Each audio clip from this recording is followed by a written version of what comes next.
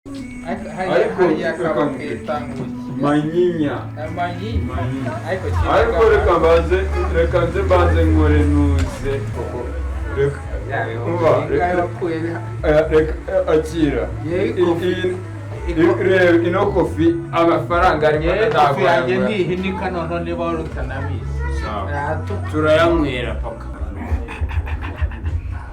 ukuntu kamanuka hano mu katamanuka icyuma kizakwicasha.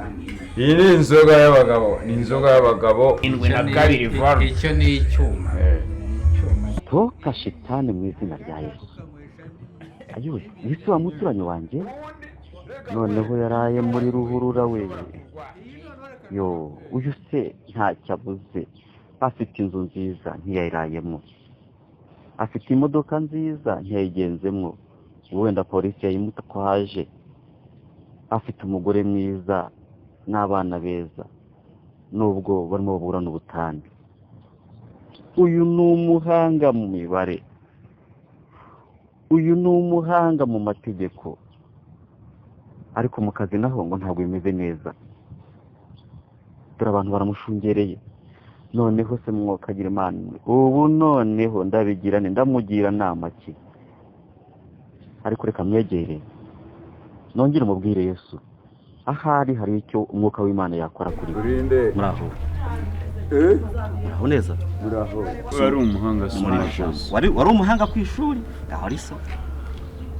Soma Imigani igice cya 23 umurongo wa 29 uze ugeze kuwa 35. Ndasoma nka kera. Usoma nk'ubu. Soma niyumvire nanjye niyumvire.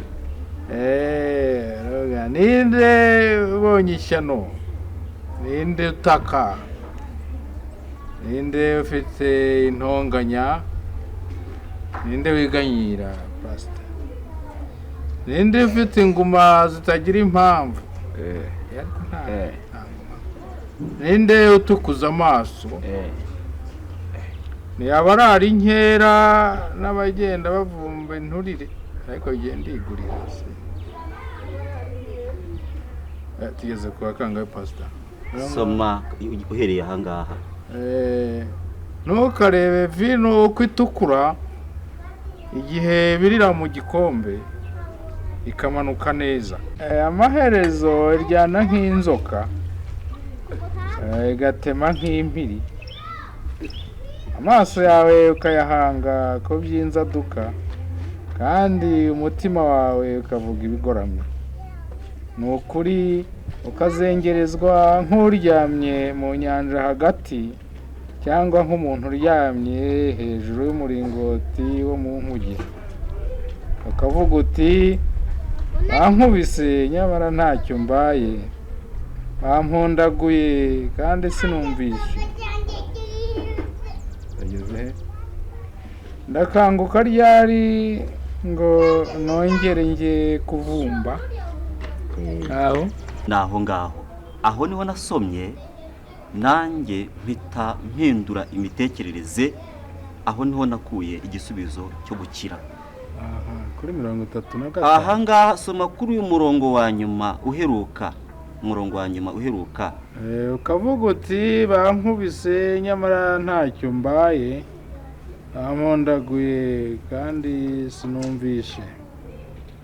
Ndakanguka ryari ngo nongere nge kuvuga. Aho niho naviriye mu gaterera nzamba. Icyaka kidashira, umunsi ku munsi nkahora mu kabari nkakabyukiramwo nkakararamwo. Mu gitondo bagakoropa bambwira ngo nzamura ibirenge bakorope, hanyuma nsomye ijambo mbwirijwe na babandi ntashaka kumva. Urabizi ko ntakundaga barukore, hanyuma nanjye hitamenya icyo bandushije. Hanyuma ndasenga, ndemera ndasengerwa. Uyu munsi ndi umugabo utagisoma inzoga, ahubwo usoma iri jambo rikantungira ubugingo.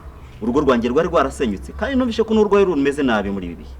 None urashaka kuduhindura natwe? Kanyondra. Ndashaka kugira ngo namwe inzoga ndayiretse urareba pasite ukuntu ameze yewe nanjye ndayiretse uyu munsi ntayo akira ndazigusigiye nimwemere Pastor. mbasengere mu izina rya Yesu pasite mukizwe rwose ingenda ndaziretse urakoze cyane rata nawe ngusengere inshuti yanjye reba ukuntu pasite yambaye we neza twaraniganye azangurira urabizi ko twasangiye inzoga cyane azangurira nanjye umwenda nk'uyu umva uyu nguyu birikora iyo umaze kwakira Yesu Kristo mwami n'umukiza wawe Yesu ni mwiza reka mbasengere mwami Yesu ndagushimiye cyane ubw'aba bana bawe aba ngaba niwe wabaremye mu ishusho yawe wabaremeye kugira ngo bazabe abantu bakuvuga abantu